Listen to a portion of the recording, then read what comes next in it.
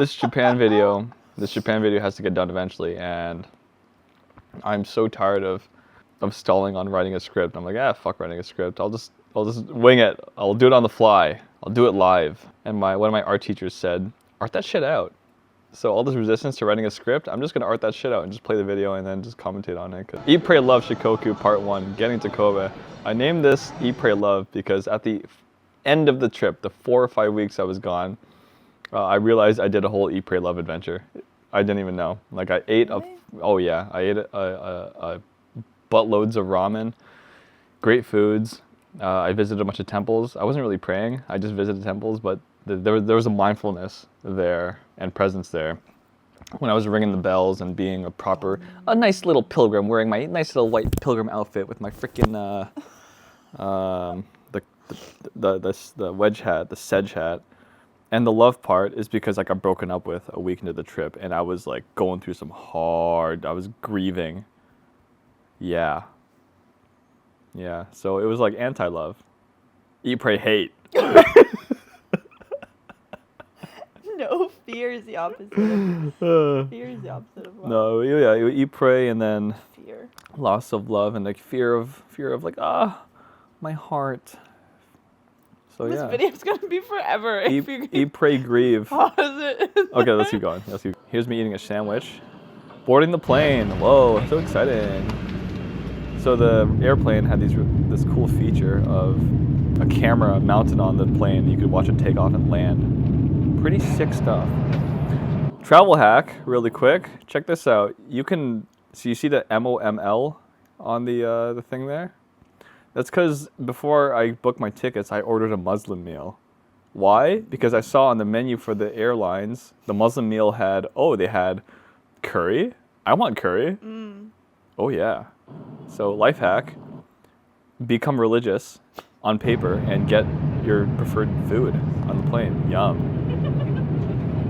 And then have some microplastics in your green tea because you're on Japan Airlines. And the guy beside me had ice cream, and I couldn't have ice cream because they're like, you're on a special diet. So downside of having the Muslim meal, you are denied snacks. You're denied snacks and other meals because no, you're on a special diet. We don't, our policy has no leeway for that. No other food for you. Only the meals. No food for you. There was a ramen documentary on the plane. They were following a master ramen maker who boils or simmers his broth or steeps it in pig heads and other chunks of stuff he thinks would be delicious for multiple days straight. But I would love to do a dedicated ramen and food pilgrimage in Japan and other countries too. All while my seat neighbor beside me had their brightness on so the whole plane can see their book. I don't know how their eyes are not boiled eggs at that point. That is like a grow light level bright. Boom! Salmon and veggie rice. I want some salmon and veggie rice. It sounded good at the time, and it was really good at the time, so yummy. Here we are landing in Tokyo, or Japan, the land of the rising sun, but that's the setting sun. Packing up my stuff, my hiking poles that are going to be used for my tent that I got, which will be seen throughout this journey. This is definitely a ploy by Big Vending and Big Water for me to get more vending machine stuff. Really loving the piss handlebars. Piss handlebars for competitive pissing. Landing at the Toronto airport. Landing at the Tokyo airport was something. We had to go through security twice.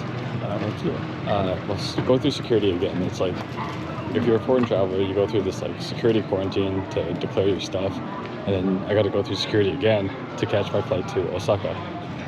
So, don't know what that's about. Why don't I just catch a connected flight to Osaka and go through customs and security in Osaka? Once Tokyo is the chokehold for all foreigners, and you must go there and be quarantined and cleaned up. Oh my God, there's so many people there. It was warm from the masses of body heat, all the humans being herded around, and all the different smells of when people are stewing in an aircraft for 14 hours plus straight, and just this musk of sweat and like minor sewage and like clamminess and sometimes fishiness with BO.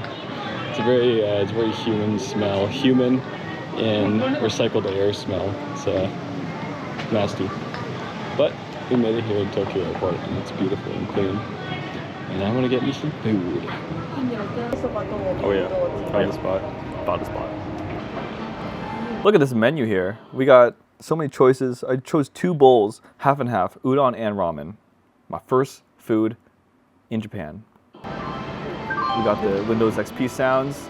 We paid how much? $13 Canadian, 14 or $13 Canadian for 2 bowls of deliciousness. And you know, I got the Japanese in me. The moment I land, I'm slurping. I got the slurp in me. I don't stop slurping.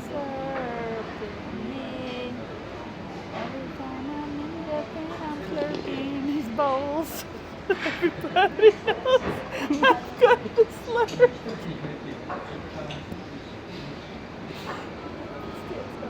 Man, those 2 bowls of ramen really filled me up. Time for dessert. Why are you laughing at that? Why is that funny? It's just the way you said it. Man, those 2 bowls of ramen really filled me up. Yeah, there's some deviousness in there. Like, man, those 2 bowls of ramen really filled me up. Because it's irony, it's sarcasm. Oh, right. Because I was going for soba. Spoiler alert. It's time for dessert.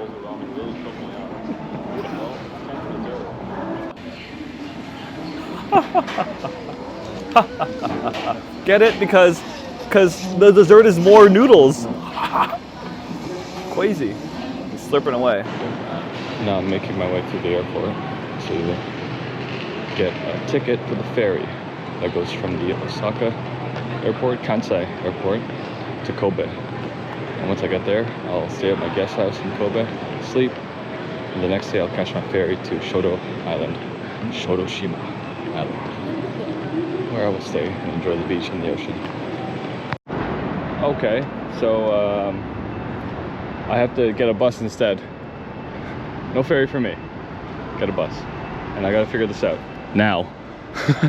And I figured that stuff out right on time because the bus was coming real soon. I forget when. I looked so deflated and defeated there. My skin is greasy as hell. My wrinkles are prominent. Man, I aged like 5 years on that flight. I'm tired. Why did they leave the big lights on, man? I wanted to walk down that aisle, confront the bus driver, Google Translate, turn off the big lights, my guy. Was it late?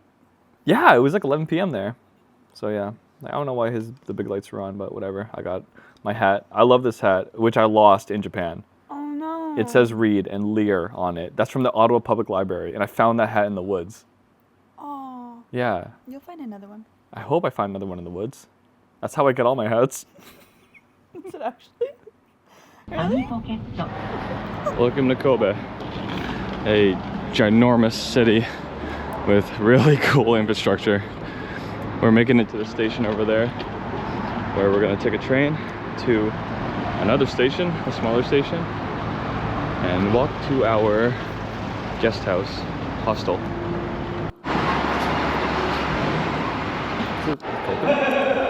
Holy shit. Oh my god. Yo. I have no idea how I made that. I went to the wrong station, and I got pointed to a different station. I went to the wrong corner of that correct area. They pointed me to the correct area. I got there, and I had to tell them what station I was going to. And I had to catch the train in a minute. They held the train up for like an extra 30 seconds, which is huge, and I appreciate that because timeliness is very important for the trains here. But it was the last train, and I made it. I just made it, and now I can just walk. I can just walk the 5 minutes to the station. And I'm done, or to the guest house. And I'm done. Okay, I got so lucky finding that train and getting through. I was running for dear life, and I'm so glad that I'm such a strong cunt because my backpack heavy, my front bag heavy, nuts heavy, but I was booking it and running. Felt good, got some good cardio in, and they held the train up for me. Bless. Worst comes to worst, I get an Uber. Swag. And the final Oh, helper, because I'm so blessed and protected and guided in this life. Did you tell at the time I was dating a witch? I was like, oh wait, I have guides. I'm blessed and protected. Swag.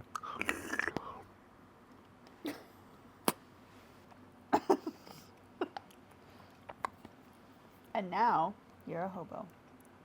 Always. Well, you've always been. Is Always been a hobo. people who spoke English. Someone from Chicago and I Chirac. think his partner who's Japanese. I heard them speaking English, and their dog was curious about me. So I was like, "Hello, doggy," and I said hello to them too. But you know, doggies first, priorities. Just introduced myself, told me my reason for the my travel here for the pilgrimage, and yeah, they just guided me in the right direction for my guest house, and now I'm walking there down a very quiet street. That was only possible because I stopped them. I just approached them and said, hello. Ni hao, konnichiwa, bonjour, buenos dias, buenos noches. Every single language you know. Oh yeah. It's weird because in Japan, I wanted to say gracias and hola to everyone. But here in Canada, I want to speak sparse Japanese to people. Like when I was in the grocery store. That's so weird. Yeah, when I was in the grocery store and I wanted to ask where the tofu was, I wanted to ask him like, tofu wa doko desu ka? And then in Japan, I just want to speak whatever French I knew to them or Spanish.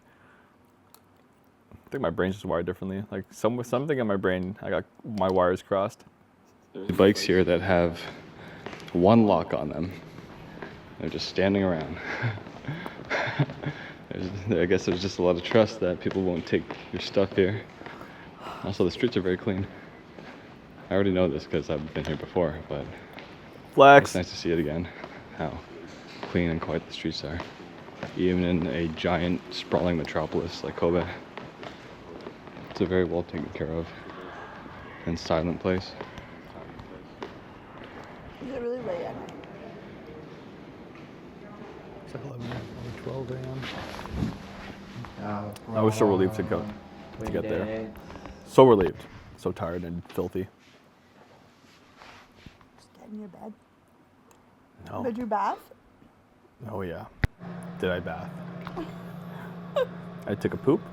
Spoiler alert. I did bathe.